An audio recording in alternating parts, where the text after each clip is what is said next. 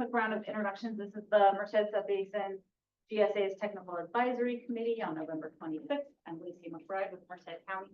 Larkin Harmon, Clayton Water District, and a farmer. Mike Nervino, farmer from Stevenson. Mike Brazil, farmer from Stevenson. Brad Samuelson, representing the city of Western Florida. Jimmy Atwell, farmer from the Grant Merced area. Lou Myers, farmer from the Grand Merced. Ashley Gonzalez from Merced County. And online. Right. Greg Young. Andrew was trying to get That's it. We locked Adriel out. And a quick introduction to Adriel. Hello. And Adriel. Okay, great. We'll give a quick public comment period, so this is the opportunity for anybody in the public to make any comments on any items, including the agenda. Don't have anybody in the public, but is there any public comment? Moving on, we don't have minutes for this meeting, but we'll have them at your next meeting for you to consider and approve. So our two big items for discussion today are under allocation and rule concepts. We've got some bullet points for tracking of consumption and what we've been thinking about on how we would track consumption. This would be section 1.8.2 in the allocation rule. So the section's already in there. And then the other item we'll discuss, which I think the tracking will lead easily into the topic of groundwater export. And that, of course, is partially coming out of potential county action regarding groundwater export. So I think we'll start with consumption and then we'll move into export.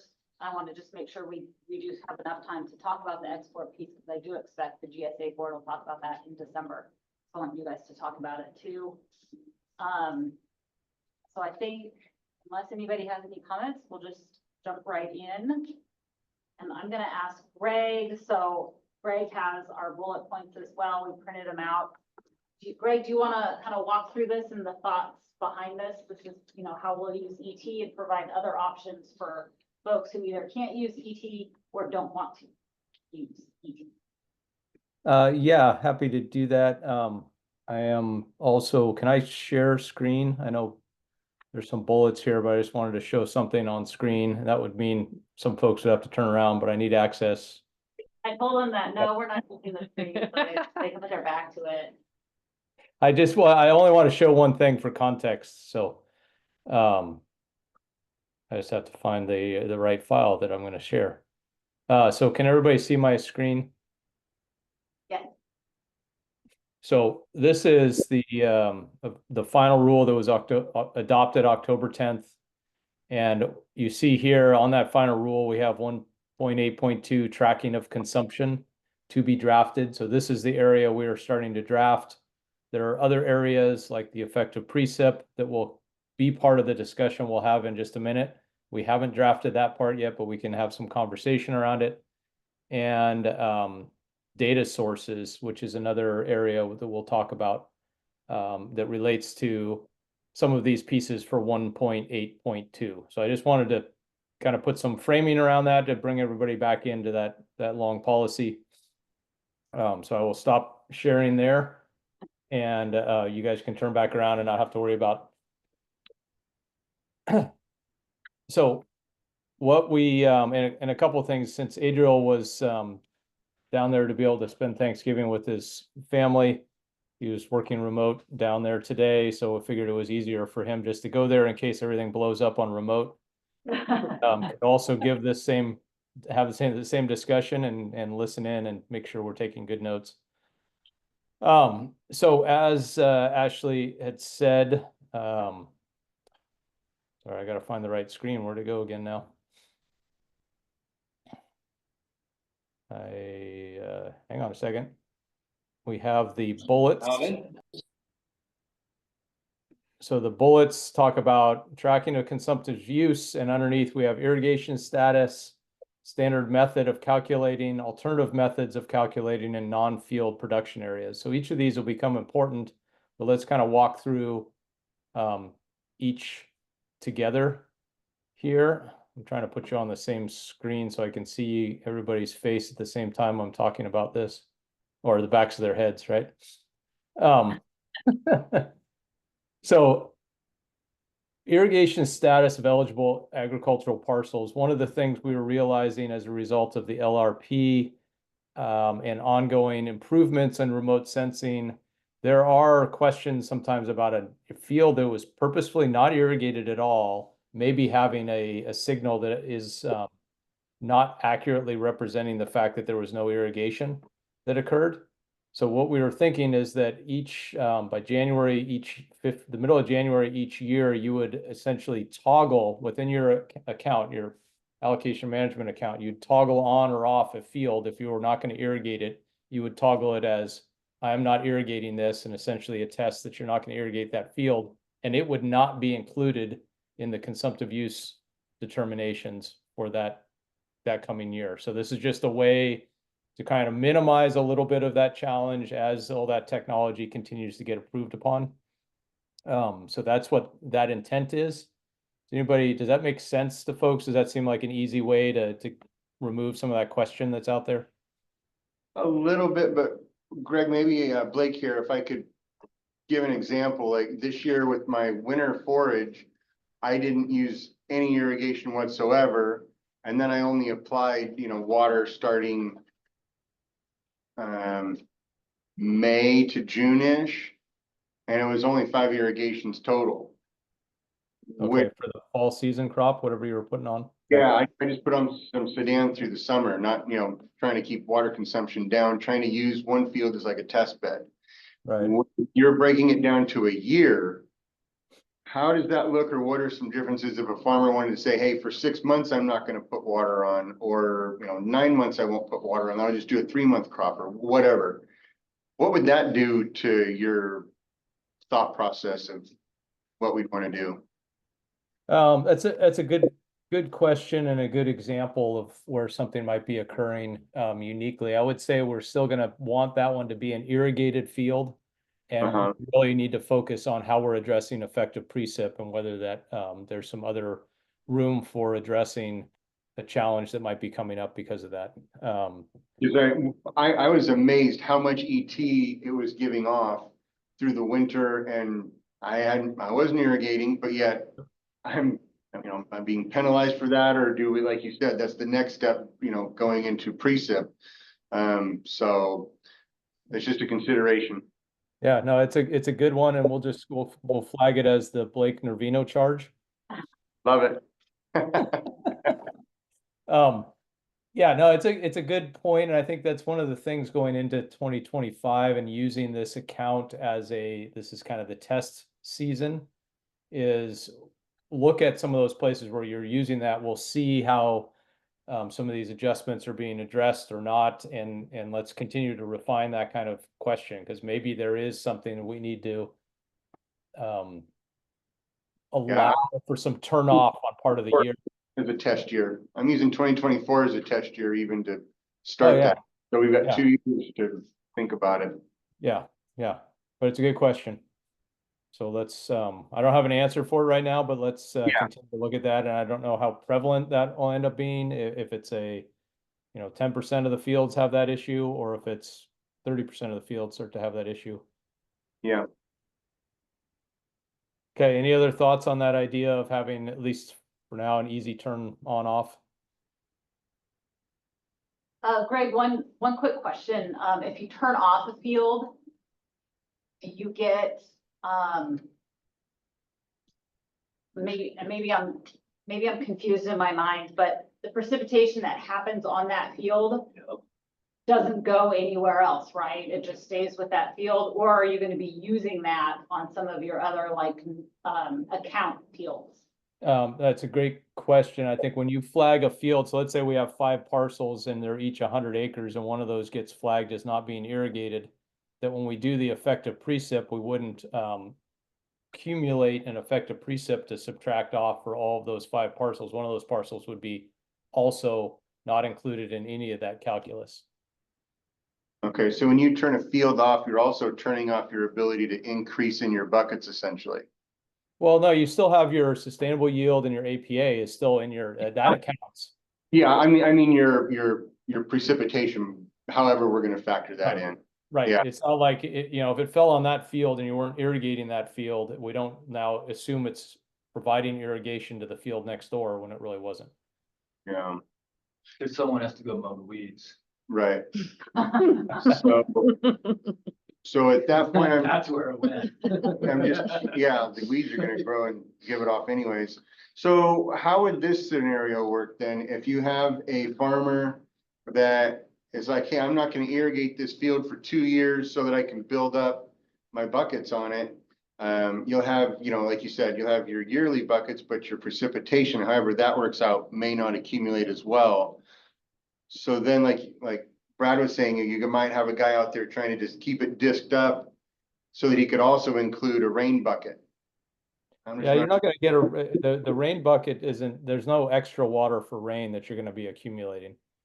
That's Okay. really, if you're gonna measure remote sensing, you know, remember and we'll talk about this under alternative methods. If you're gonna use a flow meter to Mhm. say, here's how much water I put on a field that was related to groundwater.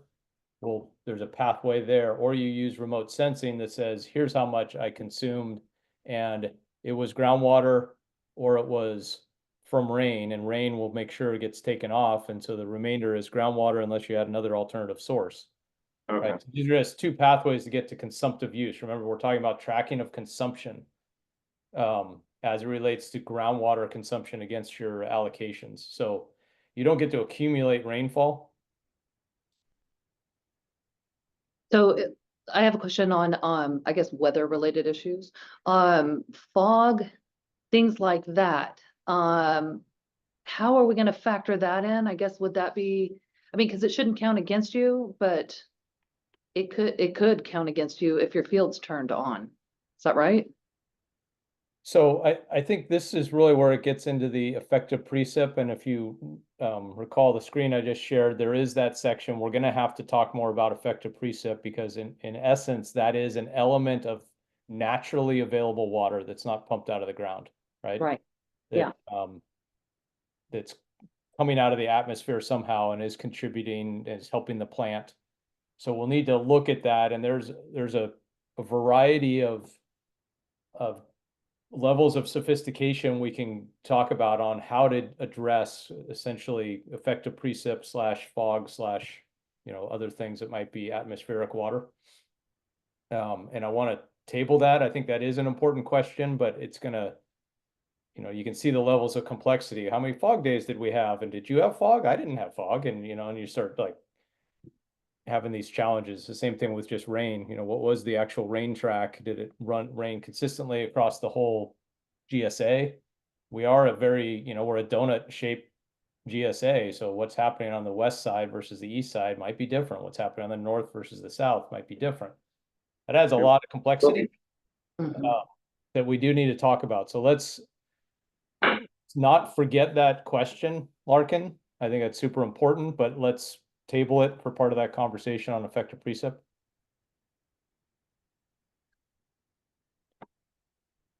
So what we, going into the next section, standard method for calculating consumptive use. So what we are thinking here is the standard method will be what's happening in the groundwater accounting platform, which is currently using OpenET minus an effective precip. That's what's going to be your standard. If you don't want to use that, there will be alternatives. And so that's where we jump down into the alternatives. Now, again, as I just noted, effective precip, what exactly that looks like and how we subtract it out. I will note the OpenET folks are supposed to be releasing sometime soon a whole layer about effective precip determinations that they're calculating that would be available. We may not like it at all, so we may choose to have that turned off and have a whole nother, you know, whatever our pathway is. So just recognize that the effective precip is a coming conversation. The alternative methods would be, I have another remote sensing thing. I don't like OpenET. I like Formation Environmental, and I've hired them. I'm a big farming operation. I use them up and down the whole San Joaquin Valley for all my systems, and I want to use their data just as an example. or Land IQ. That's another one you guys hear often. I want to use their analysis. Okay, let's leave it. There's a pathway where we can do that. We just need to make sure that data is getting submitted to the GSA. So we're not trying to say you have to use the default remote sensing method. So that's alternative method 1.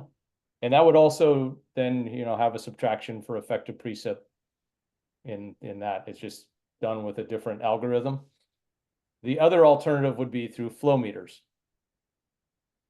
So you could choose, and my mind's already going into some kind of crazy situations. I'm trying to pre-think Blake here. I don't know if I can do that well.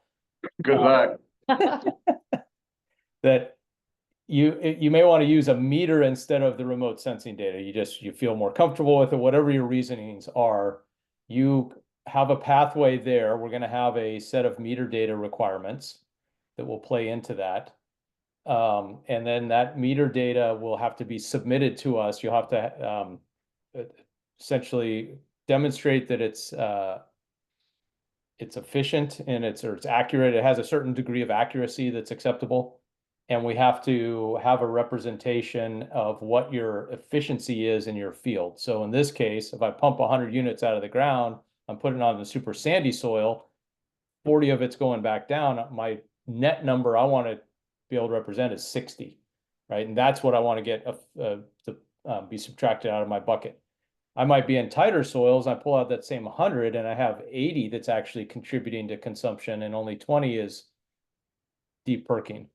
So we are going to need to represent what that is because we're still trying to get to consumption. So your flow meter data can be provided and we can find a pathway there. So we've drafted some materials on all of these, a little longer than what you see here, that is being discussed within one of the ad hocs right now. So they're putting eyes on it. They're looking for these different pathways. So we're wanting to get your guys' thoughts on whether these, for any kind of standard open field application, so anything that's facing the sky, you could have remote sensing or you could have a flow meter as an alternative, and you could use our default OpenET remote sensing or a pathway to another one. Does that sound like it's inclusive enough to handle different situations you guys might think are coming out there as far as measuring consumption? I guess I'll go. Greg, I like the inclusivity of it, but I can probably go on for 20 minutes of how you could defeat meters.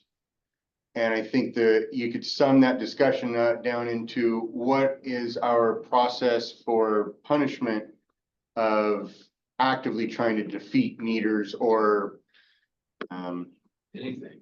yeah, because I mean, a lot of the wells that I know, it's literally guys have them where you can just do a couple of bolts and take that section out and put a blanket in. I mean, You that's pull the meter out, right? Exactly. And so just as a default, the GSA will always be looking at remote sensing and double checking and doing some assessment. So if your meter data showed, hey, I only pulled 50 units and we're like, we're showing 200, something's not right here. right. How do we work? That would be part of the discussion, I would think needs to. Now, I've heard in some other basins, they've talked about doing things similar to what you see on gas station pumps, where there's security seals across those meter bolts, faces, and other things to be able to assure that those meters aren't being tampered with. But then there's other, and in some places, we've had admissions to us from some large growers that they've had wells drilled that were never reported. So you wouldn't even know that there's water coming out and being used to irrigate. So we recognize there's gaming. We're trying to keep something simple, but yet have a backstop. And so you're right. How to address that backstop is there. I think our flow meters, you're going to have to attest that you're using that meter. It's accurate. It has to meet a certain level of accuracy that you've demonstrated every periodic time, 3 to 5 years or something maybe. And that can be an in-field test. It's not like they have to get yanked off and go somewhere for a bench test. That can just be some sort of in-field representation. So I think we got to get as good as we can get. We're never going to be be able to address everything. I think we just need to have a harsh penalty. There's probably gonna be like a grace period, you know, to bring in wells that have been wildcatted in with no knowledge. Okay, fine, let's not, you know, slap your hand. Okay, this is what's done, let's move on. Let's give a grace period to bring wells in, acknowledge them. Now you get 1 or 2 times where, oh, you know, the battery died, or you found some fishing string in your impeller, whatever. But after that, we gotta start doing something where there's serious repercussions that, you know, a grower's doing something to be malicious. Yeah. That'd be my thought. Greg, how many years away are we from like ET being like 98% accurate or somewhere in that ballpark? About as far away as you'll be having a meter that's 98% accurate.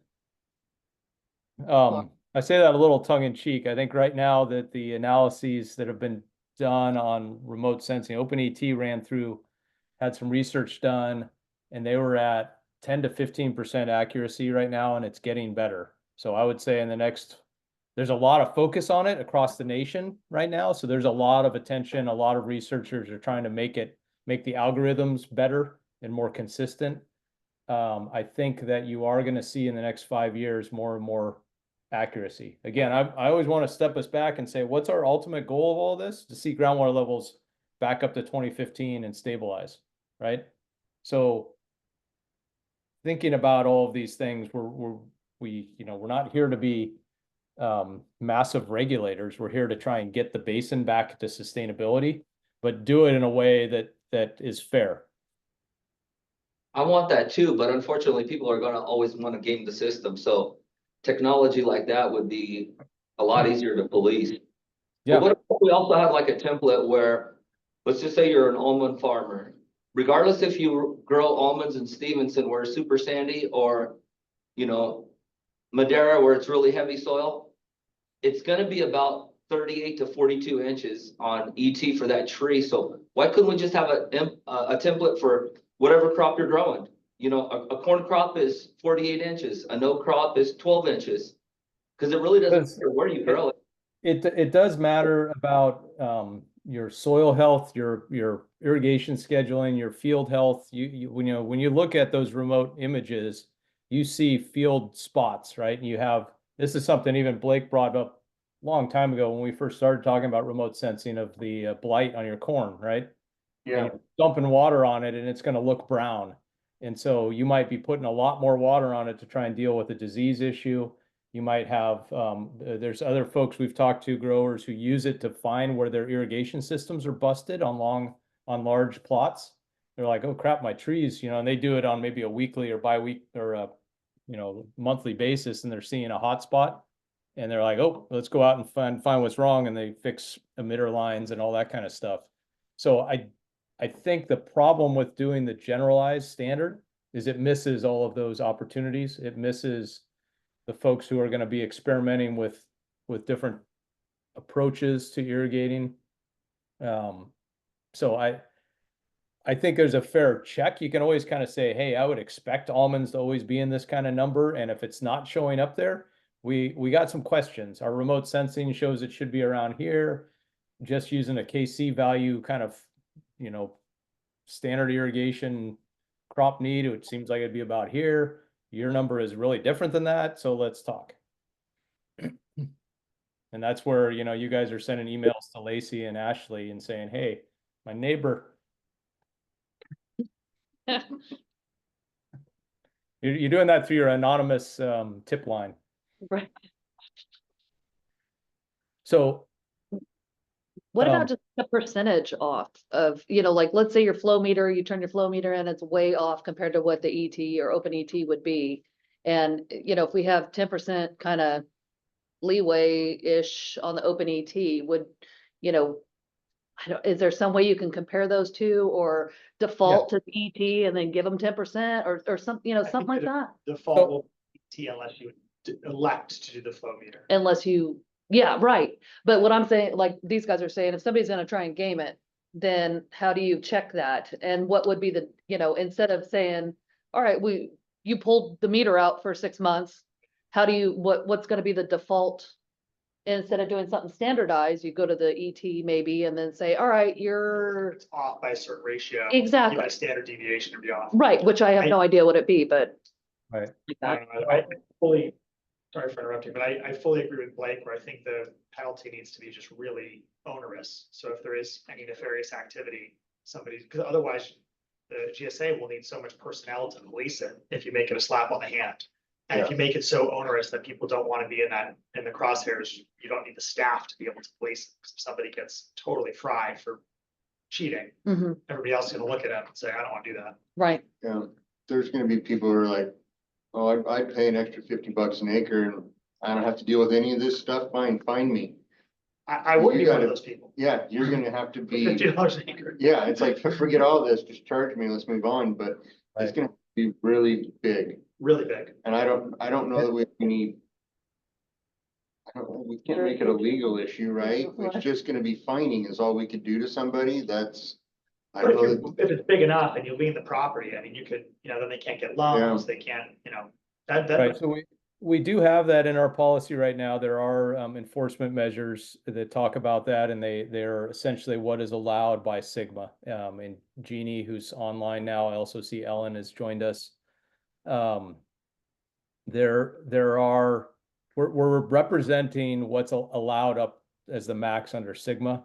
It does allow you to ultimately place liens on properties and other things like that for problems. One of the other things I think I wanted to point out about the accuracy, and Larkin, I think I was thinking you were maybe talking more about what's happening in Madera, where it's a 1 year, and if your flow meter is off, there's a certain kind of range you should give.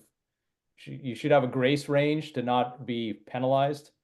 Sure. We also, in the Merced subbasin GSA, we created that 5-year bucket that's rolling. So there's a Okay. little bit more room there for flexibility on some of that. Right.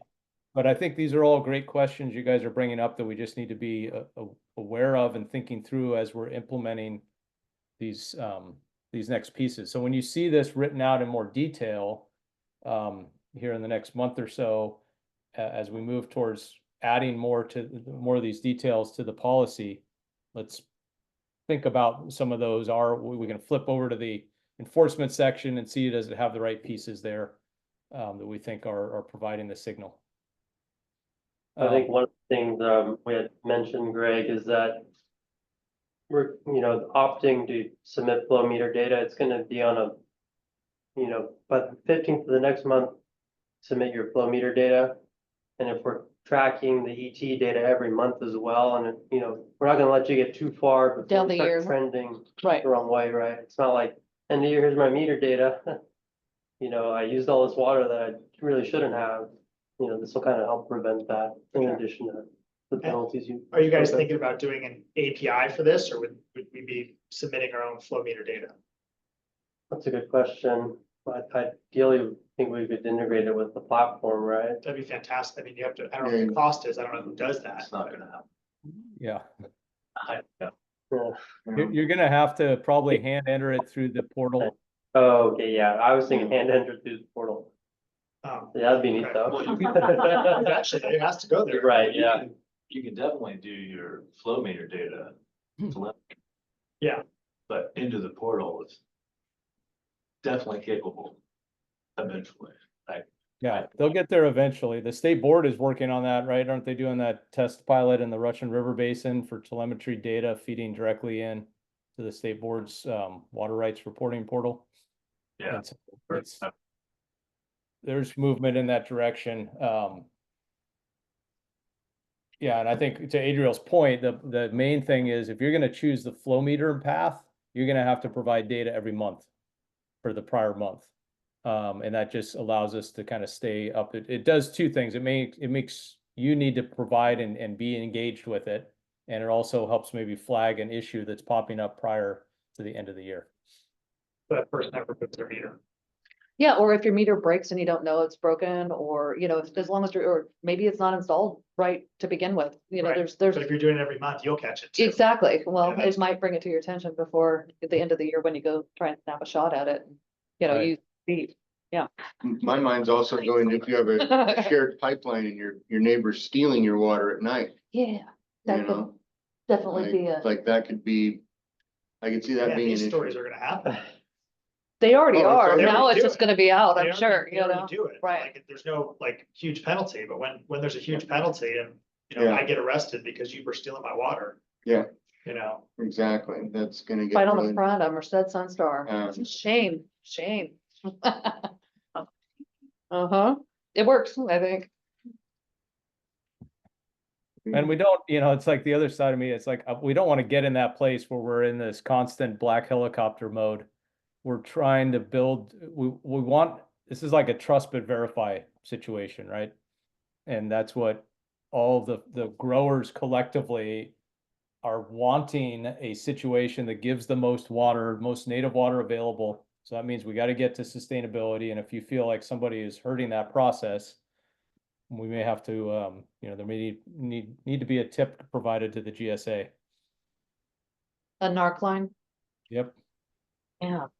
Yeah, You really went black helicopter right there, like. I know, that's pretty black Yeah, helicopter. Yeah, I mean, like, I already feel. I like- know, but I'm like not constantly down. We're not, it's like, they're not out there all the time. It's like you're innocent until something comes up and somebody's flagging something where it's, Yeah, shouldn't be worrying about it all the time.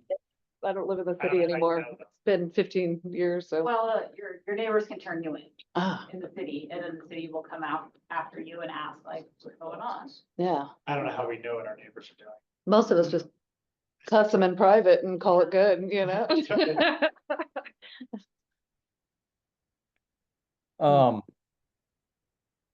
Okay, I see George Park has joined us also. So just everybody, if you're not watching, who's popping online, we do have, again, Jeannie, Ellen Weir, and George Park. So Brad, I know you work with a lot of growers on stuff. Are these two pathways seeming to, well, the two alternatives seem to make sense? Is there anything else you would No, contemplate? I think having the choice of either is sufficient. And then, well, even third, you could bring in your own platform yeah. or ET. I think that's maybe too much for you guys to deal with. Well, they would just be submitting us the data and it would get uploaded into the accounting structure. Yeah, but you have to make sure it's like good data. Yeah. Keep it simple. Yeah. Yes. And what we've drafted so far on that front, definitely, it has to be presented, it has to be verifiable, it's got to be. Like a couple sources that you should allow, and if it's not one of those, then. Yeah. I think that's a great, yeah, you can use this one, or this one, or Yeah. equivalent or something, right? Yeah. Okay. So I want to, if we're good there, I want to jump into the non-field production areas and uses, because this is where we have other elements added. So to set this kind of scene here, we have, let's say, 500-acre parcel, and there's a portion of it that is a animal facility operation. So it's a dairy. It's got its footprint with the lagoons, the silage pit areas, the milking parlors, the loafing sheds, everything's around there. There's some big footprint. We want to be, obviously remote sensing isn't going to capture all of that use that's associated with that part. It does capture the part where it's flowing, like in a dairy situation, to the pond, and then the ponds are pumped out and used. So that water collectively shows up, but for that footprint of the parcel itself, we need to be able to have some other way to determine consumption that is occurring. So when we have listed here, you see several different types of non-field production areas. So talking about the animal feeding operations, first on the dairy side, there was a study done by California Dairy United. Yes, EDP. Milk Producers Council, that was it. Yes, sorry, milk And it- producer. Fort Creek Engineering. Yes. And they did an analysis, and this is where, when I was mentioning the data sources part that we haven't identified yet, what we were writing here is you're going to have two options on our AFO. One is you could use a default number that we're gonna determine, and maybe for the dairies, it would be that Four Creeks number. Or your other alternative is you're gonna provide us meter data from a certified meter, and there's no adjustment for efficiency. 100% of what comes out of that meter is 100% counting towards consumption. So we're wanting to give a couple of options there for that. That we also have a bunch of poultry barns, poultry operations. Some of those poultry operations are surrounded by trees or some other field that's going on. So we want to be able to carve out the footprint that's the non-field production and be able to get a number for it that's part of the consumption, as well as if the remainder part of the field is still wants to elect to remote sensing, we have that option. We can add A and B together to come up with the total number to subtract out of your bucket. So we had talked, I know Lacey and I have had some conversation, or actually maybe it was with you. Now I'm forgetting, some Foster Farms folks who said, Yeah. half an acre foot to a foot per acre, depending on what types of poultry operations are going on in the barns. So there's a couple of different numbers. So we need to work on some numbers for, it's going to relate to the poultry operations, maybe differently than a dairy operation. Maybe there's a different number if someone's just doing any kind of livestock feeding operation, or running some other types of livestock. So there's a couple of things we want to set up there, but the idea is you're going to have either a predefined number or you got to give us your meter data. When we look at the other types here, commercial or industrial processing facilities, greenhouses, and managed wetland habitats, and let me address the first two before I go to the managed wetland. For the commercial and industrial processing, we have situations, I know Nick has brought this up. He has a radicchio operation on one of his parcels that uses a fair amount of water. So there is a value. We'll have to carve out a footprint and say this account also has this other footprint on it that's using a number from a well. So there's a flow meter number that we'll have to have for any kind of commercial or industrial processing facility that is situated within one of the parcels, but is a non-field production area. Greenhouses also raise the same thing. Remote sensing is not a possibility for greenhouses. And you might have greenhouses plus the rest of the parcel operating in a more typical field production. And so we're gonna need a footprint, carve out a footprint for that, and have flow meter data for that, so we can add those things together. Any thought, discussion on AFOs, the commercial industrial processing, or greenhouses, on kind of what's being thought about there?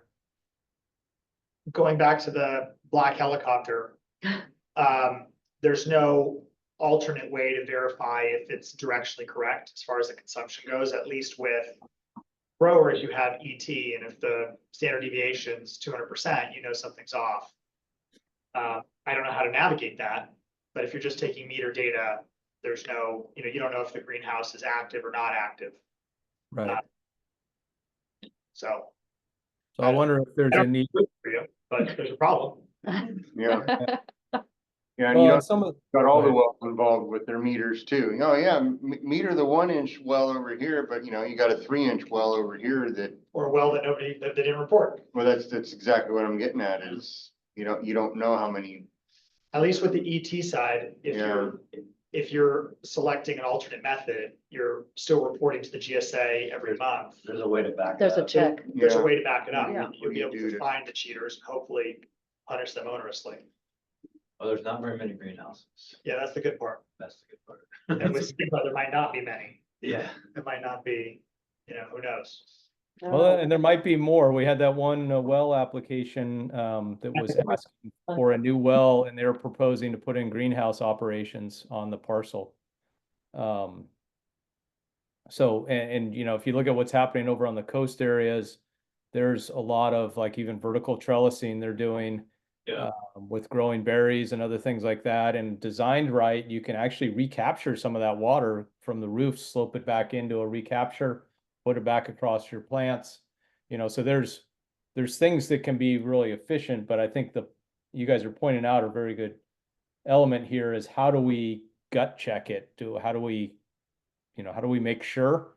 We may need to, have Ashley's got a field job. She gets to go out and check out the greenhouses and see if what their operations are. And then we may have some default numbers that are at least ballpark for those kind of operations. It could be just tracing power lines to wells. Yeah. I was wondering, PG&E, Transformers. such. Transformer, see, I mean, you can get a decent idea. I mean, that's not bulletproof. Because there's diesel generators and all that stuff, but it's just a means. I know most wells are permanent. They can cheat that too. yeah, you could gut check something eventually with PG&E, meters, Power power, line. with that PG&E bill, you could eventually come up with a standard of an approximation. Okay, we think, enough to come up with a gut check. What about the generator though? Well, that's where, okay, we know you have a greenhouse of this size, a competitor greenhouse over here that we have data on is doing about this. That's the check. This is just your gut check. You're being fishy. But Come then on. they could say, well, we're only running a using quarter of the time. Yeah, Yep. that's right. Yeah, but He's- that's he's where you go back, Same size greenhouse, but they do twice the production. yeah, but that's where if you go back to what Greg's saying, it's like, It's probably a fringe issue right now. I Yep. think the risk is if it becomes more commonplace. yep, that's exactly right. Well, And I think go ahead. if you're seeing, someone that you think is not quite right, maybe that's where we ask them to start reporting their groundwater levels as well. Are they pumping more and actually impacting, are they creating a problem, a localized problem? And that too can be kind of a little backup on, you're creating a problem. You're not necessarily pumping a sustainable amount. Maybe that's Maybe just you could- watching what their groundwater levels are doing. You might be able to trace that back to people who live in the area. We're having wells reported going dry. That raises a red flag. Because aren't we supposed to be watching domestic wells? And if they're going dry in an area, okay, well, then you start looking for factors. So, That will happen. There's a hotspot of domestic well issues. yeah, All the ag wells are gonna get investigated. yeah. Yeah. So that's another way to just gut check with what we're already doing rather than have to create a whole nother scenario. Monthly flow meters too, instead of the Yeah. annual. Yeah, and that's what all these would be. So I think you guys are correct. These commercial, industrial, and the greenhouses are fringe, but we know they're there. There may be more. We just need to make sure we're accommodating how they get included, and there's no necessarily free pass for somebody who's operating in these situations. So I think Hey, here's just a little aside note. I work with Mike Gallo and his cheese plant. They did an engineering study, net positive water use for a cheese plant of that size. So, because you're bringing in wet. You're bringing in so Oh, much water in the okay. in So the at the end of trucks. the day, it's a net positive groundwater situation because they flood, they have lagoons where they irrigate with it. Yeah. So it all got trucked in from somewhere else. So somewhere's a negative. Somewhere's a negative. And he's- Yeah, the processor. So Makes out like a mandate. he has extra credits he can sell back to them now. But that's why the dairy footprint will have a negative one. Yeah, The study, isn't the study 6 inches, Greg? yeah, it's 6 inches of consumption off every foot that's in or every acre. Yeah. So why can't we do that with greenhouses? I think the greenhouses just start to get, it really depends on what it's operating, right? What is it growing? Is it doing flowers? Is it doing, Systems, all kinds of crazy stuff. yeah, and there's some of these guys again going vertical. Some of the ones over in Salinas Valley, they're running a lot of lettuce and running, 365 on produce. I think we have to know when you're doing a greenhouse or you want one of these, you have to provide us with information. Adriel, I think that's how we have it written right now. They need to provide us some stuff. Yeah. And then they have to report monthly on their well use. And we're gonna have to develop some sort of rule of thumb, I guess, as you guys are pointing out here. We're gonna get an idea that, hey, it should be about here. Your number seems off. Tell us whether it is off or whether you're doing something unique. And It's so all by case basis situation. You know, or at least in the beginning, it's gonna be Yeah. a lot of case by case and Yep. maybe a way to, try to, word it to the public is rather than being black helicopterish. We're curious as to what you're doing and maybe we can share your expertises that you're learning of good ways to do it. You know, or if you're willing to share that with us, we can help other people save more water. You know, try and get it with honey rather than vinegar. At least you can get a baseline between all the greenhouses. It's yeah, it's Yeah. really a benefit to the grower, right? We don't want to set them up initially in a place to fail. Yeah. If they're, if they're under their limit. Yeah, and There just should say, be no hey, the issue. greenhouse down the road is doing this and they're willing to share that information with us. You might want to look into that. Right. You know, we could promote that kind of idea rather than have everything negative. You're not doing it right. Here's a way to do it better. Maybe that's the better way to think about it. yeah, I like that. Okay, so I'm gonna move on to managed wetland habitats, and I was just pulling up some of the language that we were drafting here. And so this is for a subset. So I'm trying to preface this so, because I know Ellen's ears are perking up. We are talking about where water does not readily percolate, it has to be released or drained from the habitat area as part of management. Consumptive use shall be calculated via option 2, which is a meter, is the thought. So what we're trying to do here is address a situation where there are some, a lot of the managed habitat will just have consumptive use that can be measured with remote sensing data. They'll also have the option of using a flow meter, and then there'll be some efficiency contribution because there is seepage that's occurring. In the case where some of these wetlands are really tight and they're actually having them as flow through and they're releasing and discharging, that water is going downstream somewhere, possibly even out of our basin or out of our GSA jurisdiction into another habitat area.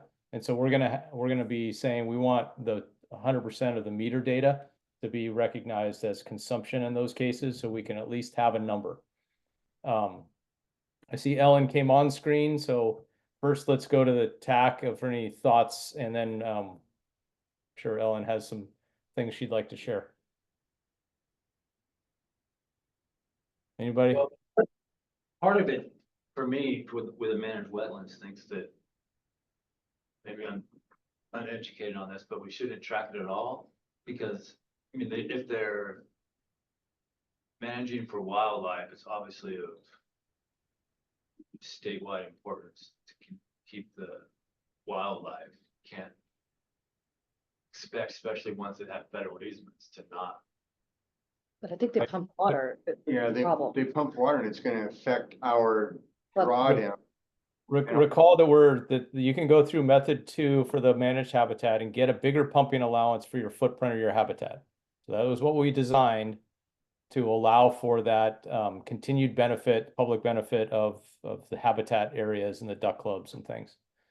And so you're gonna say, hey, I'm gonna continue to maintain this habitat footprint area, and I have this quantity of water, and it might be an actual higher number than just the sustainable yield and APA, because it's been we looked at that and we talked about it, and there was a carve out for some bigger number. Now, if that operation happens to also have a flow through component to function, then we want to know the total coming out of the well, not looking at it how we would do with either remote sensing or the flow meter adjusted for some efficiency consideration if you're in a more sandy soil. So I think we are trying to still hold them within a number that we've granted to them, and that's what we're trying to do. And we just recognize there is a subset that operate differently, where that water is now leaving, and we need to recognize it as now consumed from our GSA. Remedial question here. Remote sensing will not help at all? Question mark. They could have Standing water. the Yeah, ponds just be whether deep it's 1 inch or 10 inches. Yeah, 1 just- or 10 Well, it's feet, ET, you know. right? So would we Yeah. charge the same GSA fee as irrigated agriculture to manage wetlands? I think it should be more because they're on they're on a case by case basis, really. I know of, Per acre foot basis, no wait, per acre basis, it's a GSA. Right, so remember we have. Right now they would be raising, right? No, some of them are, under the assessors as duck clubs, so they're considered irrigated. Oh, they So are. some of them, and we have a handful of parcels that are considered duck clubs. So they're paying the irrigated fees. Already. Some of them are part wetland, part ag, so they're classified as ag, so they're paying the irrigated fees.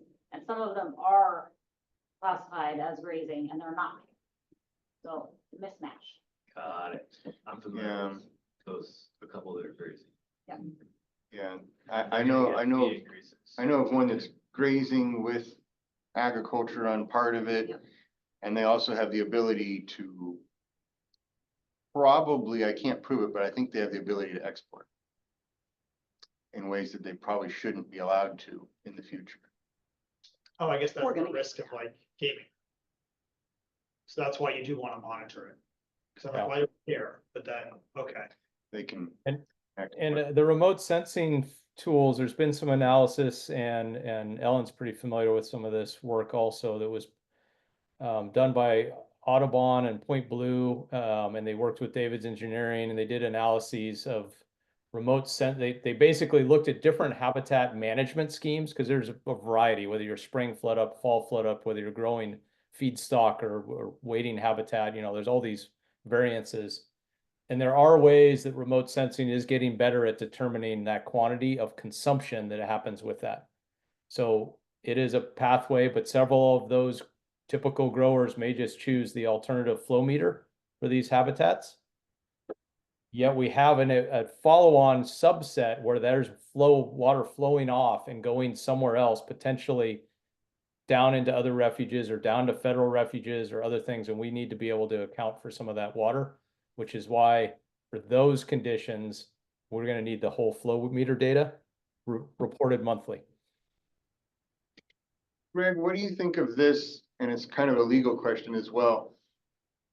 At some point, you're gonna have enough data off of a flow meter for a specific well.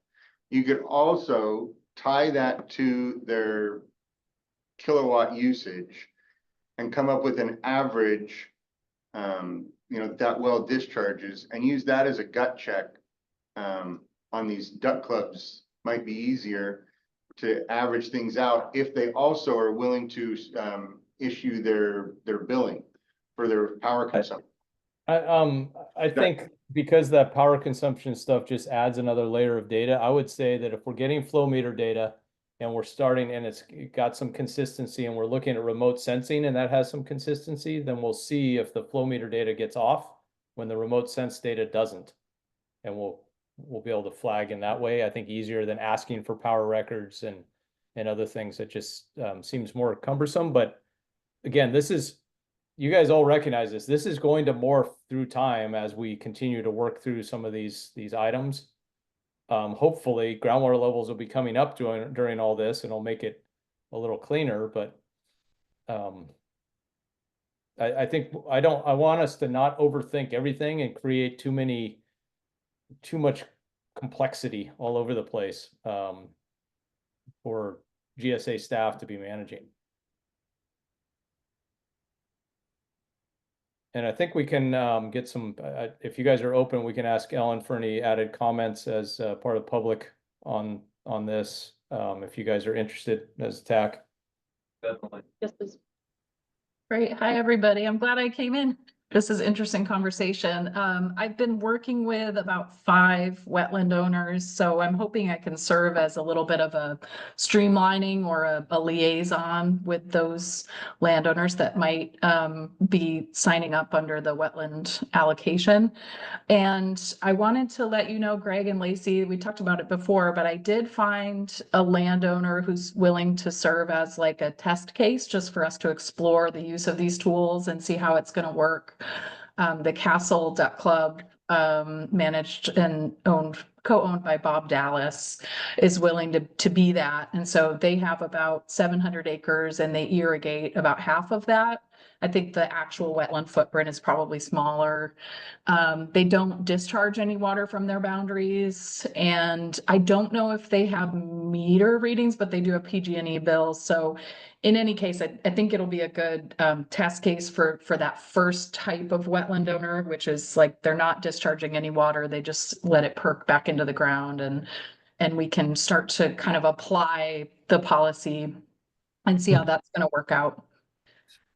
And then there is only one club I know of that has an agreement to provide water to a wildlife refuge that's within the same basin.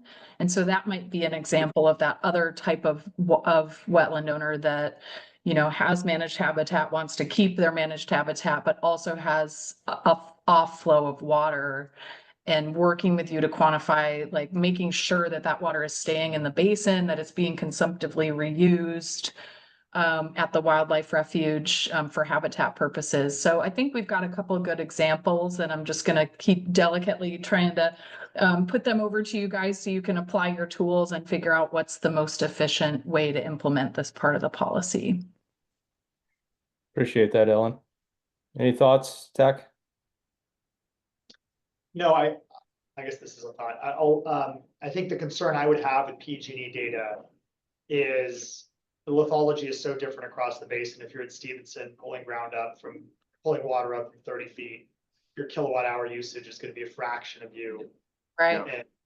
And look, you know, LeGrand or whatever, pulling at 900 feet out of the ground. So Yeah. it's a bit of a red herring. Yeah. Well, there are methods for knowing the pump depth, the water depth, and the kilowatt hours and the efficiency curves, and there's some calculus you can do. So it's, I mean, your point is right. It matters. The details matter. You have a pump And you need test a pump done. test. You You need need that on every well, and then you need to Yeah. cross-reference it on the PG&E usage. Yeah. It can be done. What comes across to me, with the statement is they have obviously their PG&E bills, but no meters. Our district has started going to more digital meters and they are terrible. Yeah. We're having failures at 2 or 3 times a year. And our irrigation, our irrigation season is only, 6-9 months long. Right. They're constantly failing. That's what I'm seeing in these digital meters. They're garbage. So it would be maybe a good thing for the GSA to try to figure out a meter brand that they are finding is successful, or at least has some good things about it. Or allow the propeller one. That seems to be the best one for us. It's being the most reliable for us. The old analog propellers are doing the best, but they're also easily to be tampered with. So is the other one. So- You can pull it out and put a piece of pipe in. Yeah, well, you can run fishing line through the propellers, and they still work, but you slow it down. So it's hard to detect. So there's, You seem to know. Yeah, I'm like, that actually comes from the aqueduct where all the fishermen, they go into those meters in the aqueduct, and I know a guy who runs the canal up there, and so they pull Yeah. miles of fish line out of their propellers. wow. So that's something to consider is for this instance that Ellen was bringing up with her club, if they're going to be, hey, go put meters on all your wells. Well, is there something that we could do to say this brand has been working well for other growers? Trying to be helpful about that and just pass on. You're already talking to people. Pass on good info for them to invest in the best technology we're seeing. We were talking about various ways to, land IQ or alternative methods. And it used to be called Ag Monitor. I don't know what it's called now, but it's a solar, and it jives your solar with your PG&E, with your wells and all of that. Red. Something, right? I don't remember. They changed it. Everybody's changed their name Yeah, it's at least once, I know think, that since all vendor. this Sigma stuff started. They used to be tribal team for a while. Right, but it's supposed to jive everything. And so maybe in instances like that, Import service. maybe that would be the alternative method for the greenhouse or although I don't know if you're running lights in the greenhouse and that could throw everything off, I'm not sure. But if you did a pump test and did, I mean, because you're gonna have to certify your meter, but if you did that, turned it in your records, or just had this alternative data from this, and I'm not plugging a company, obviously, but you know, if you had it from this alternative company, But a then third-party company that comes in and gets the data, then it takes it off the GSA's books. correct. And it's supposed to be getting certified with the state board as a, you know, one of the- Pathway under SB 88. yeah, I guess, I don't know, but, I'm just saying that that may be one other alternative for these kind of not ag, kind of a little bit, you know, strange compared to a straight well going into your field or something like that. It could be something in a check that might be decent since it's power related and all that stuff. Maybe one element, Adriel, we can add to some of this is hey, if you have something else that you're really trying to come with us, you know, if you can come with a very compelling story, we will consider one other, you know, it's kind of like a variance aspect, right? But we also don't want to open up the door where everybody's got their thing and we suddenly have 17 different Thing. approaches and methods, and we're not really sure some are better than others and what's going on. And, you know, again, I always kind of come back to, we're trying not to make this hard, but we got to see groundwater levels come up, and we're trying to collect and we're trying to get people to implement the allocation policy and track it as best we can with, you know, as simple as possible, right? But as fair as possible. But if you did your alternative methods, all right, so we're gonna use OpenET, and then your other remote sensing would be like Land IQ or something else that's already used widely. Then you would have your meters and then your energy option. So, you know, everybody's using this one already, and then you have your 3 different distinct types of options that you would be able to pick from. Yeah, and we can always, yeah, I think we can look into that a little bit more. One of the things I'm thinking is that if we go and put some of this stuff down and then somebody starts bringing and says, hey, the state board's certifying this other method, we can be like, okay, we can add that in and augment. Yeah. Instead of trying to get out in front of some of that, I worry about getting in front of too much, but if guess you guys find anything and you want to forward it along, that would be great to be helpful with that. There you Yeah. got your work assignment, Larkin. Okay, I mean, I'm just thinking about probably 3 growers in my area use that to they've used that before the OpenET or anything has come along to jive their solar with their well use so they can get a handle on where we're at. So, you know, they're kind of already used to that kind of thing. So I don't know if there's other large dairies and other people that have that type of option already hooked up that they may be most comfortable with that. Yeah, that's a good point. Yeah. Brad whispered this kind of under his breath, but do you guys know what some of the other subbasins are doing, especially for the non-field production areas? Like for example, in Kern, what those subbasins are doing, they're quite a bit ahead of Merced, I think. Larry County. I mean, like Larry, dry. well, what they're doing for like the greenhouses, Oh, what they're doing gotcha. for, you know, I mean, I guess what they're doing across the board instead of, They all do remote, or I shouldn't say they all, most do remote sensing with well backups and things Sure. like that. So they have policies written about all this stuff. so why not kind of copy paste if they're good policies? We'll look at it again. I don't recall seeing some of those specifics for these kind of things, but we'll make sure we look out there. And if anybody else They're able to. call off the top of their head. Because I know we've looked at Thule's in the past. We looked at some of the Kauai ones. And I know several of those also are all flow meter based as well. I mean, there's remote sense and flow meter, but I haven't recalled seeing the carve out for things on some of the non-field production. Like the greenhouses, it might be a good idea to go to the Yeah. coast and find Yeah. out how they're monitoring it over there or whatnot, you know? if Yeah. they have I think experience. some of their ideas would be relevant. Yeah, Fox Canyon, Ventura County is one of the ones that's done a fair amount on some of that. Maybe we can look at what they have. For local, the East Turlock Subbasin is currently discussing theirs, and for non-field productions, they're thinking of doing meters with a 73% efficiency for non-ag production. That's interesting. Because I don't know how you get efficiency out of that. If you pump out of the ground to do for a greenhouse and it's, They did it for a reason. 73.27.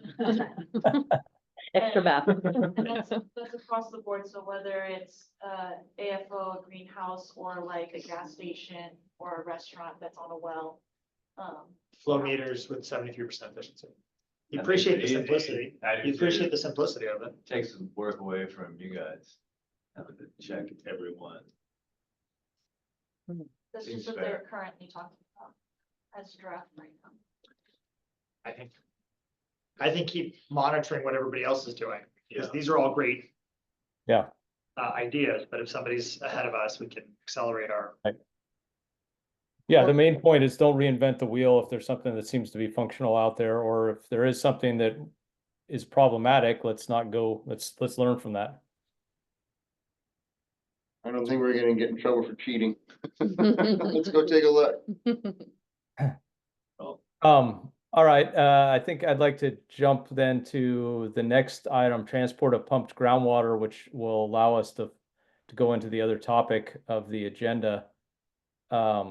So this, one of the considerations here is if you have a well sitting on your parcel in your AMA, but you also maybe are sending some of that water to a neighbor's field or something, you have a joint well, it's going outside of your AMA, we need to be able to account for that in some way. So there is the potential for transport of pumped groundwater. Now this could, as it relates to the conversation on the next agenda item, which I'll let Lacey introduce, you could take it all the way to, I'm pumping into a tanker truck and driving it somewhere.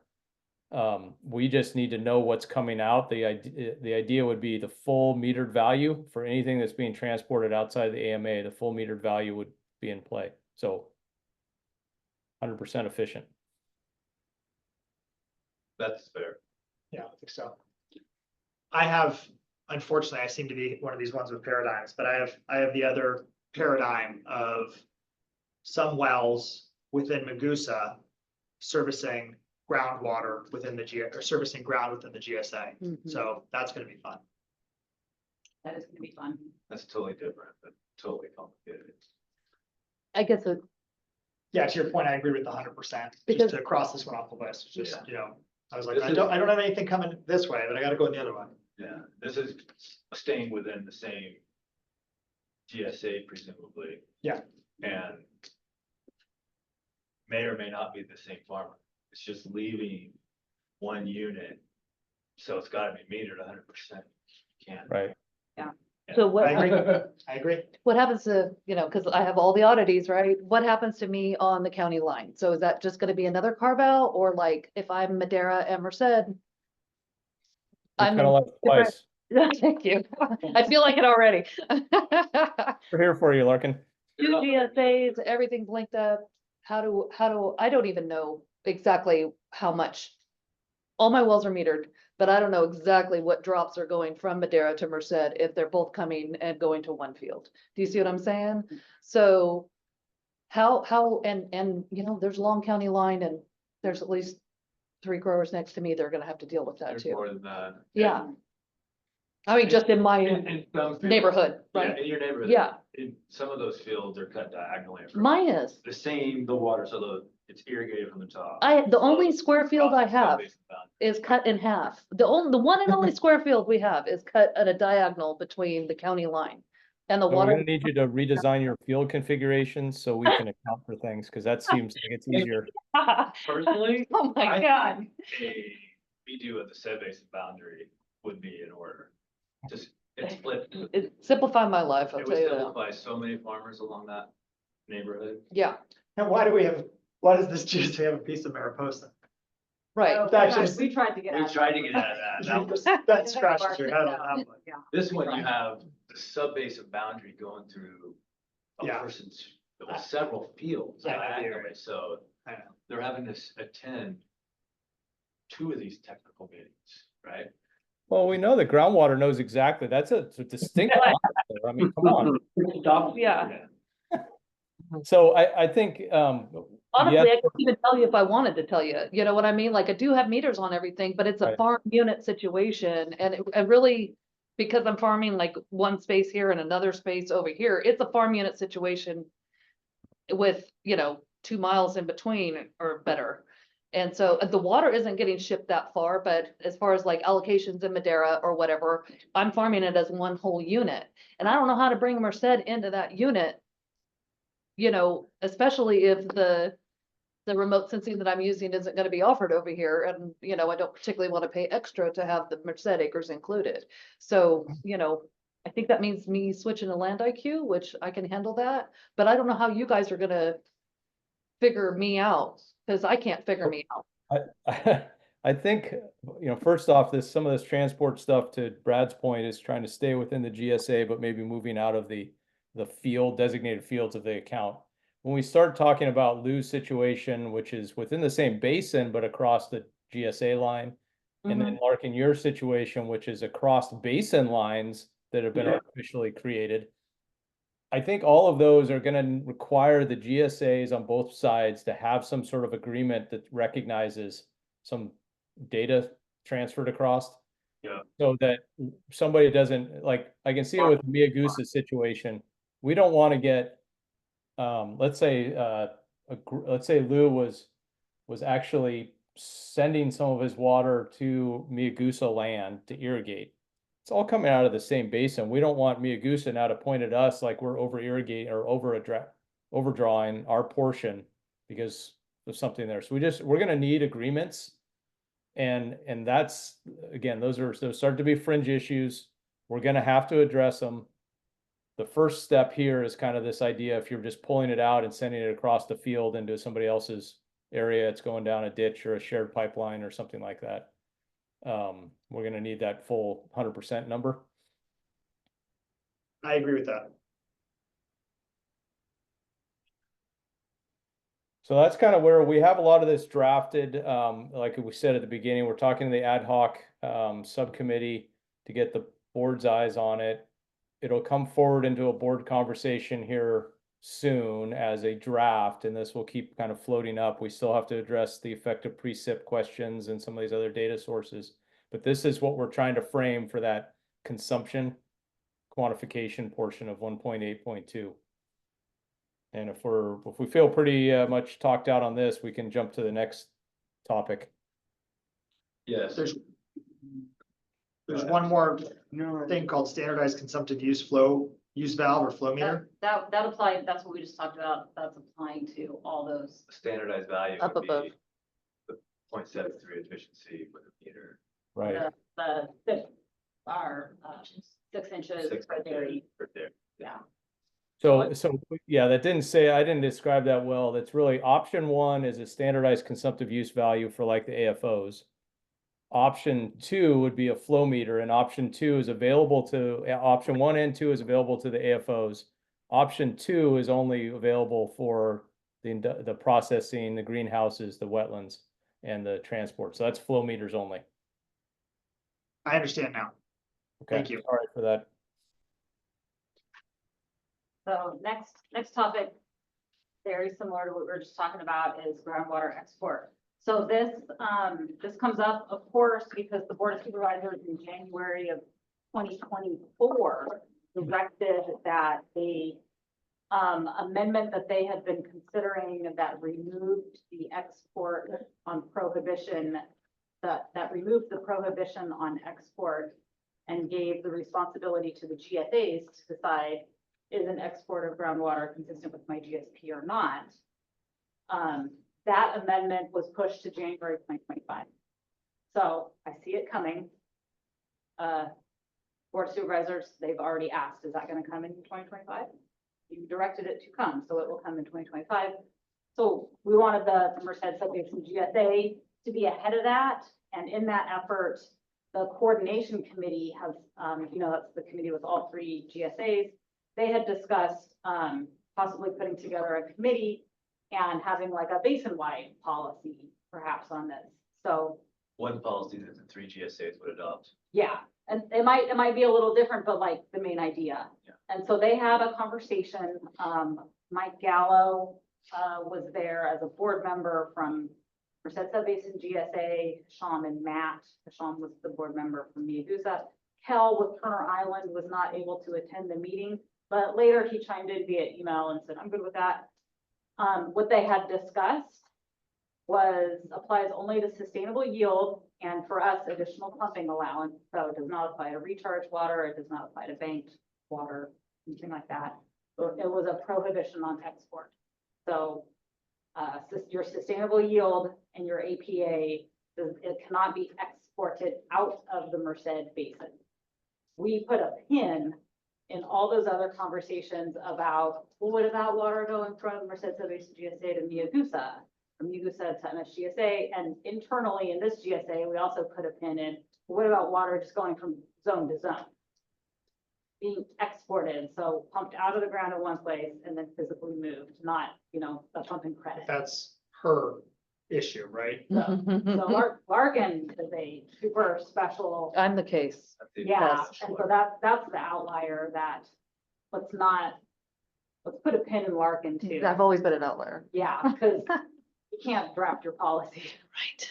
on that, but you can't live with a very standard, so we're gonna have to figure that out. Yeah, But already you're, I'm just gonna be honest, you're violating whatever policy the county has in place. right, but I don't know how to Yeah, remedy it. yeah. Yeah. Yeah. I mean, our ranch was long plumbed before any of this Right. crap came along, and So okay, not there's talk a about pin the in me. outlier, there's Yeah. a pin in you. So, so the conversation they had was a prohibition on export, so no export leaving the Merced Basin. Miagusa agreed to that. Turner Island chimed in via email and said, I'm good, but he hadn't yet talked to his board. I'm expecting to bring this for discussion at the GSA's December board meeting. I'll give them possible action, but I don't think they'll take action. They don't tend to take action quickly on items that come up for the first time. So maybe they'll take some action in January. Is it relevant? I But hate what to are be your- butting in her business, but is it relevant for her to attend and let everybody, are they aware of these issues? I absolutely think you can attend, and I think maybe the answer to that is that there is some special recognition Some of, type of variance? Yeah. On a case by case basis, but I just want to know if they're aware that some of these, because she's not the only one. No, there's 4 or 5. And, I mean- I'm trying to manage it as a farm, a whole farm, right? Oh, I Because- get it. And so the ground that I'm setting aside right now is in Madera County. So like I can't apply for any of the land repurposing or any of that kind of stuff because the acres were already planted before any of this started. So I can't, I don't have a lot of options that everybody else has. Because, well, A, the rules aren't written. B, I'd never be able to use flow meters to jive with everything unless everybody wants to add all my acres together and then divide everything up, whether it's on the county line or not. So there's like a lot of issues and limitations for those of us in this weird spot. So I don't know how, I just don't know how that's gonna jive with like actually managing the farm. And then what you guys are asking of us to do. And so, Managing the farm will stay the same. It's gonna be more about managing all the accounts and The accounting of credit. it. well, Yeah. but it's not really because we rotate a lot of our crops. And so if the ground that was set aside is in Madera and I'm not gonna get any credit in Merced's. Right, so I'd have to take out, let's say, out of the 100 acres, I'd have to take, now I gotta remove acreage out of Merced to get some kind of balance over here. When I already have open acres in Madera, so those are the acres that I'm using for the balance. So it does nothing, I could show you guys a map, but I think in the near term, as long as the board is aware of it, they might be slower to adopt any policy without thinking through it. Right. I'm not on the board, I don't know, but if they're just aware of the issue, they might be a little bit slower to, We could do the variance for the 7 landowners that are. yeah, I think that's Yeah, probably the route they would go. I think that's, to go to what Greg's always worried about is, hey, we don't want a gazillion variances, but are we only looking at like 7 to 10 people? Maybe that's just perfect. It really is. If we're gonna put that much effort into trying to create a policy and all this time, we could create 10 variances in that amount of time and have it be worthwhile. I'm just throwing that out there Create too. one variance that For, applies to for those. fields To that the- cross Yeah. Three- the Yeah. boundary line. but not fields, farms. That's That is fine. different, right? Cause I got one field that crosses the county line, but like the farm spreads across both, right? So it's not Farm unit. just one field.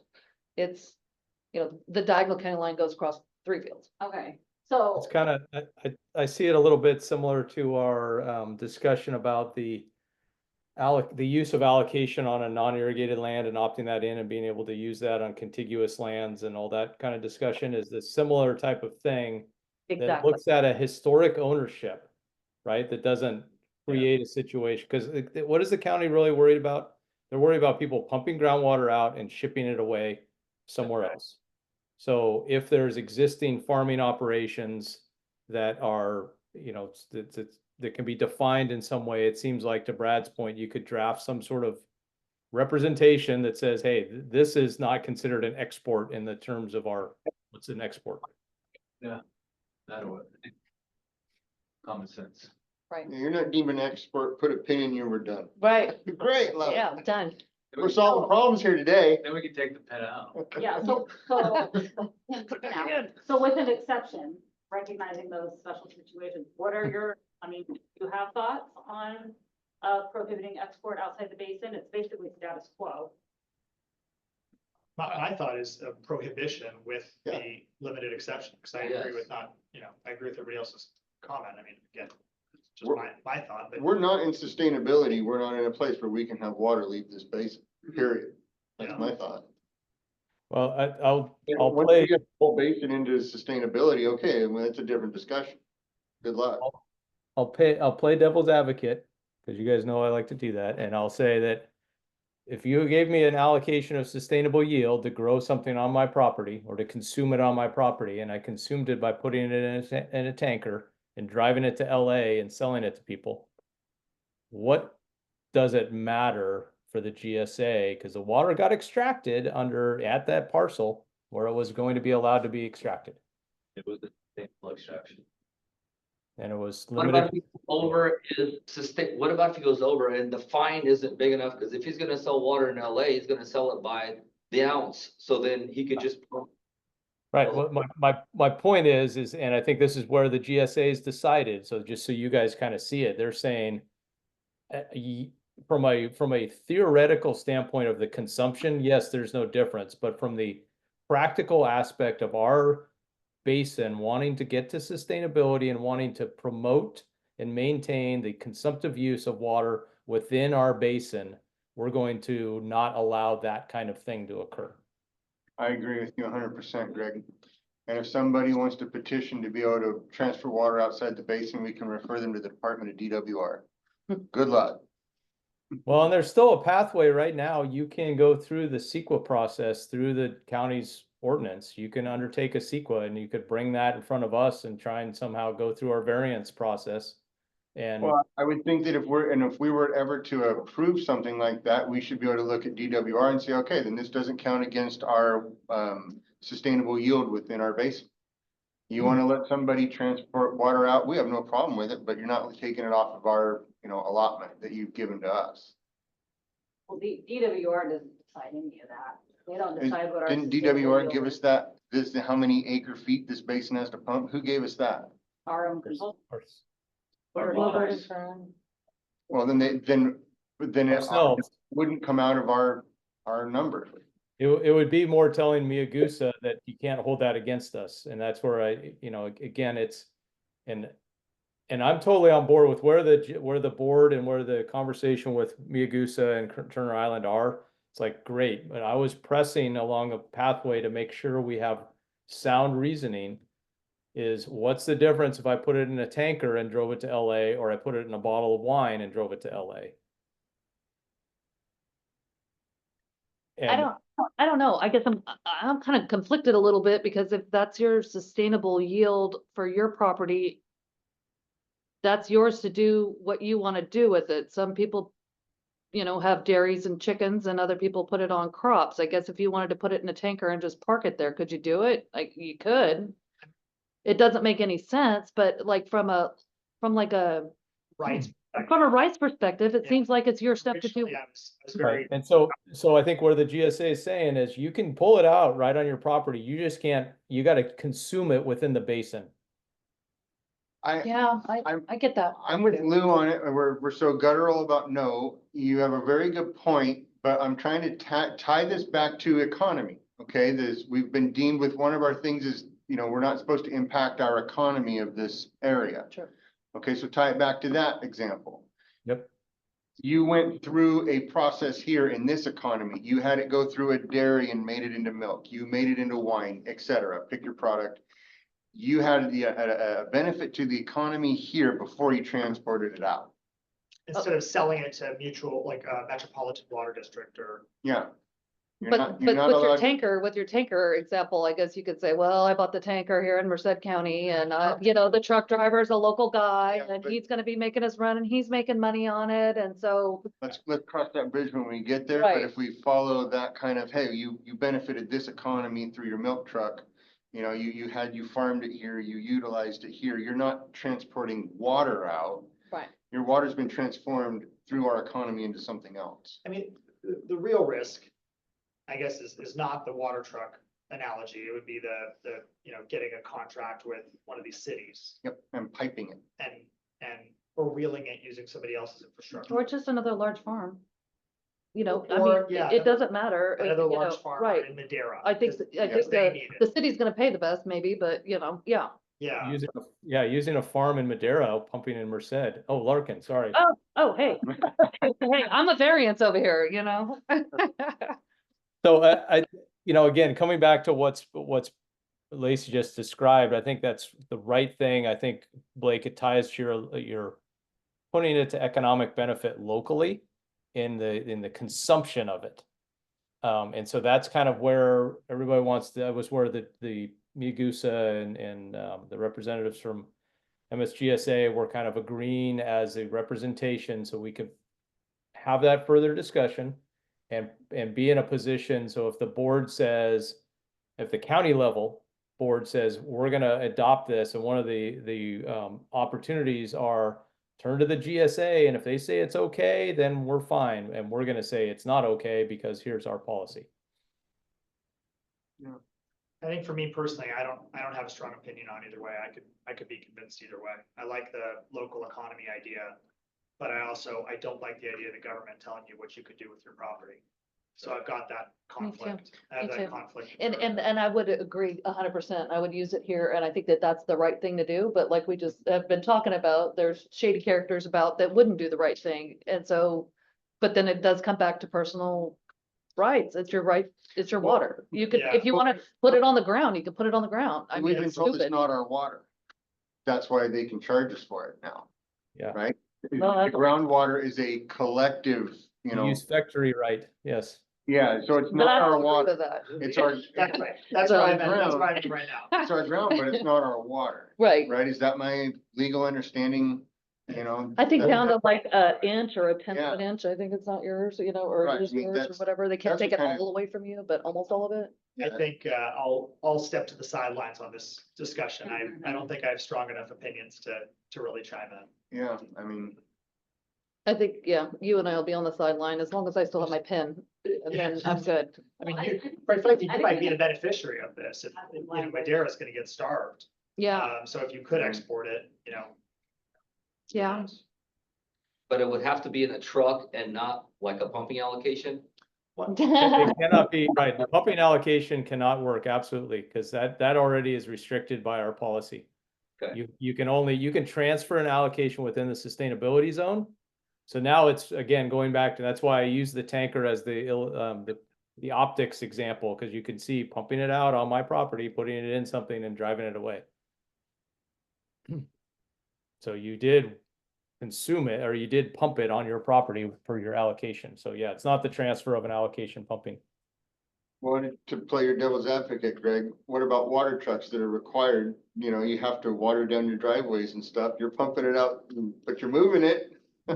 Yeah, but you're not going out of your AMA, right? Right. You're not. Well, you could be going across to your other facility that's in another county, I mean, Thankfully, water trucks don't carry a lot of water. You'd have to be doing a lot to really have much of a notable effect. This is more for the optics perspective of it, but. I've had to pour water to my cattle when the wells go out, Yep. That's 2,000 gallons a day, twice a day. That's always fun. So yeah, so to get to 325,000 gallons for an acre. A lot of truck. Truck traffic. Yep.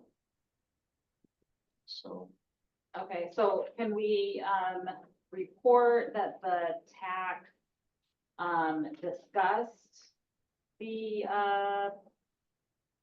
export did not really take a position on it, but discussed the benefit of putting it to economic benefit locally?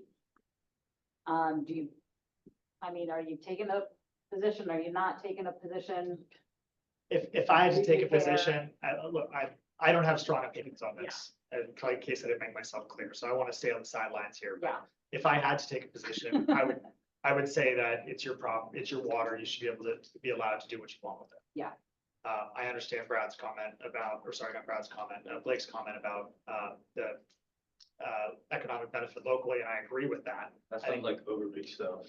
Yeah. It's like Big Brother. Just from my perspective. oh, it's it is, because, it again, totally is, I agree with you. it's against like my ethos on like the property rights perspective, but I'm one voice and I'm not standing on my soapbox on this. I one. echo the same. But to that point, I feel like this whole damn thing is an overreach, and if they're gonna overreach, they're gonna overreach. I feel like, hey, if we create enough to be within the guidelines of what we're supposed to be creating, We do have to manage the resource. yeah, we have to manage the resource, that but at the makes- same time, allowing water out of the basin is not managing the resource, in my opinion. If you know? we say the extraction is sustainable, It's a sustainable, in your area, okay, fine, I mean, It's hard Yeah, to draw the line it's between just- exporting a bottle of wine that's Right. grown here and I- exporting a water truck. I mean, I get it. it's a messy line to draw. And it- Your argument, economy is the best one. in It my takes opinion. me back to, okay, we've all said, hey, we don't want to use groundwater, build some more dams and let us use more surface water. How do we become sustainable? And by letting water out, I don't think that we're being sustainable. I agree wholeheartedly, Your I opening think you're right. comment, your opening comment, where, I don't know about what your opening, but your earlier comment of until we're sustainable, we shouldn't even consider it. That makes sense. Yeah. I mean, I've heard that from others in the basin as well. Maybe there's a property rights issue, but until we're sustainable, let's just table that. I've heard that comment, and I can support that. I get it. Until your zone is sustainable, at least, okay, then you can do something else, or if the whole basin becomes sustainable, great, then we can increase that, like. Maybe that's the position we take. I agree with that. We Yeah. got 4 of us. If we can get 2 more. Yeah, I'm all- No, we don't even really vote on anything. It just, I think, Just to report Just to back. report back. yeah, So I think if we're summing up, then I would say, until we reach sustainability, no exports. Right. The other two GSA After said no, right? sustainability, yeah. The other two, I wasn't there, but I think there's What the are the other other two two? GSA said no, a right? general, No, no export outside the basin. and that's where, Yeah, until sustainable, but after Until- sustainable. until then- also, yeah, Yes. then we'll consider it. I would agree with that. Yeah, voice from above, George. Yeah, I think Yeah, but that's the best. after way we to- achieve sustainability, doesn't everybody gonna want like another inch water or two? You know what I mean? Like, But the the- first thing ain't gonna be exporting the water out of here. We're all gonna say, oh God, can I we get think another for half inch? me, I'm of the mindset that, whether it's a bottle, I mean, you made the best argument, but I'm still like a personal property rights, Sure. like, I'm of the mindset you should be able to export it. That's where I stand, but it's like a middle ground. I can agree to, hey, fine, not for now. Let's all get our Until we ducks in get a it under row. control. And then once we're there, We got enough to worry about. I'm still of the mindset that we should be allowed to, when I think about I agree with you, 100%.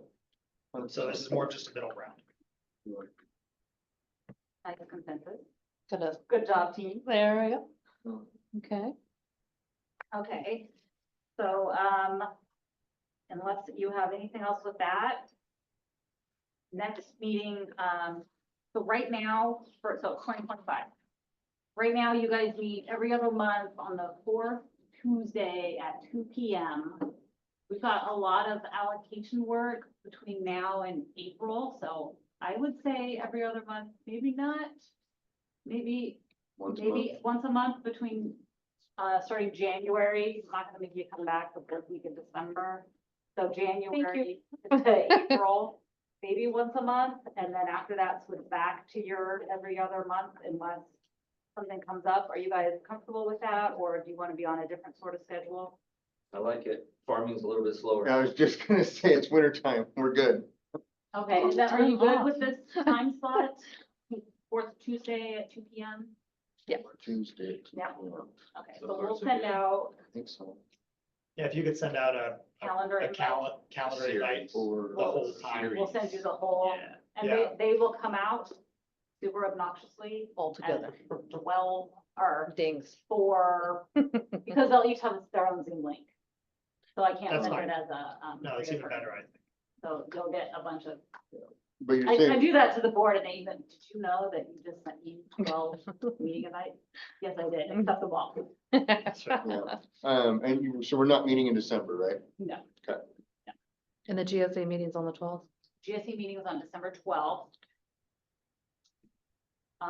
They'll have, so, but in this room, because they're still, working on the HVAC, that terrible sound. Apparently that was here.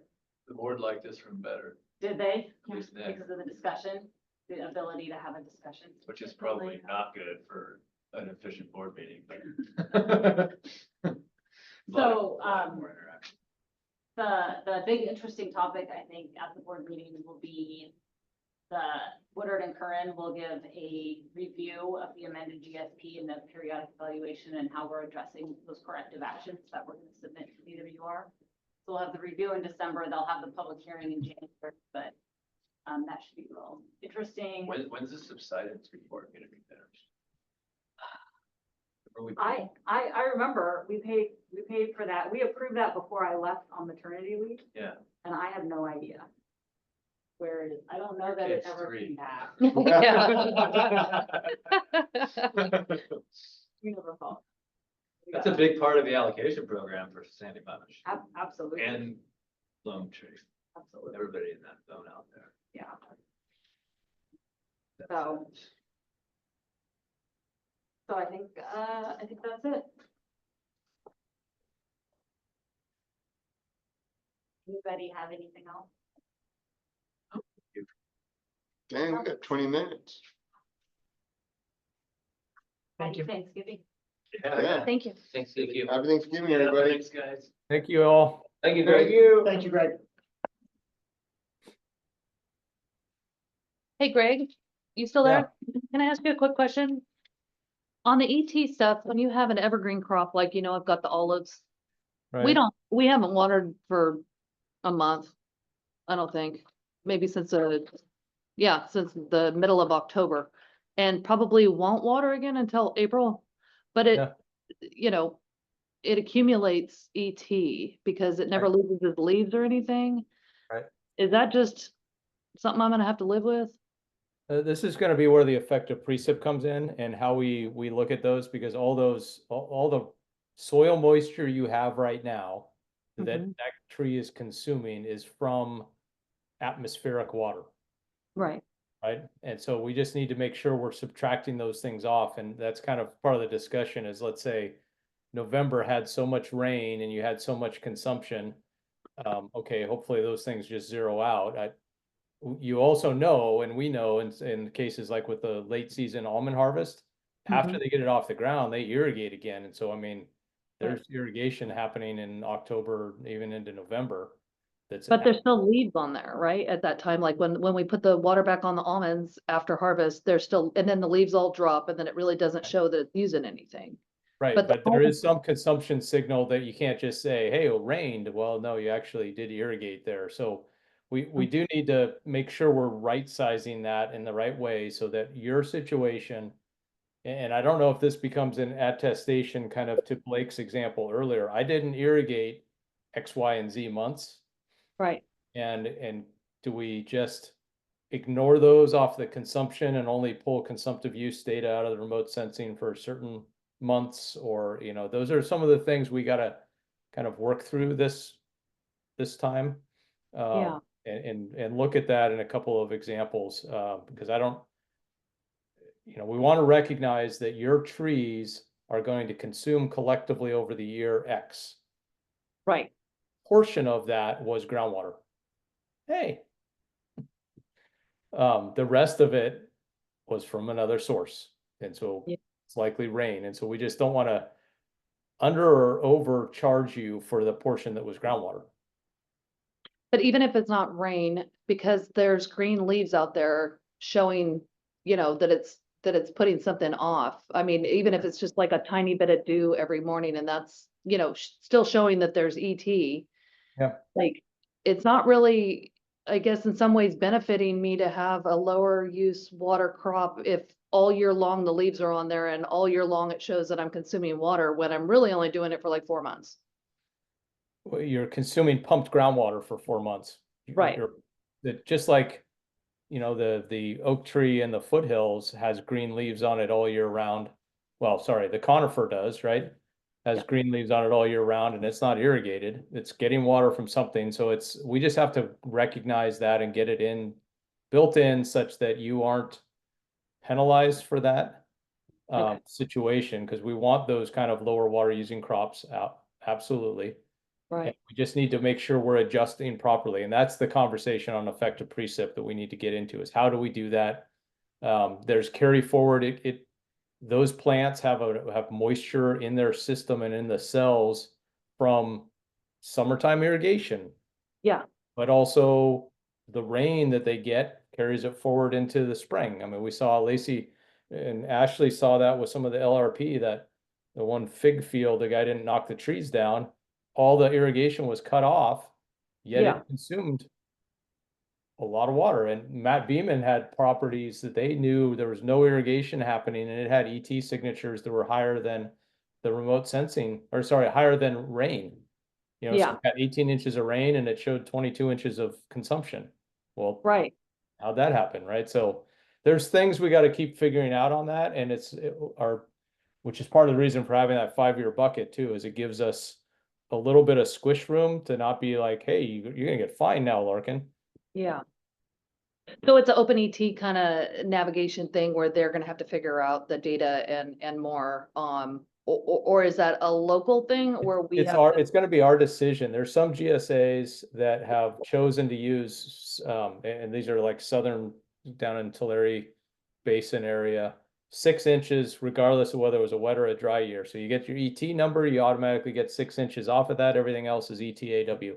And, and you're charged against your available. Other places are using, they're kind of even tying it into year types. If it's, I think this East Turlock was talking about something, I think, that said, if it's a wet year, you get 60%. If it's a dry year, it's like 75%, and in no case do you get higher than 12 inches. And I was just seeing that last week with their representation. So there's a variety of things. It obviously matters: soil, rooting depth, all these things play into it, but we can't have every property with this is the Airwatch issue, from Madera, right? Every property had a rooting depth, had all sorts of other stuff. We didn't go that path here in Merced. We're not going to try and tile that in. So how do we make it Jive. fair, but simple? Right. Okay, cool. Well, thank you. I appreciate the help. Yeah. We'll get it figured out someday. Happy Thanksgiving. Gonna kill me to do it, but I'll do it. We're gonna keep sticking pins in and pulling them out, sticking them in, pulling them out. Do it, end it all.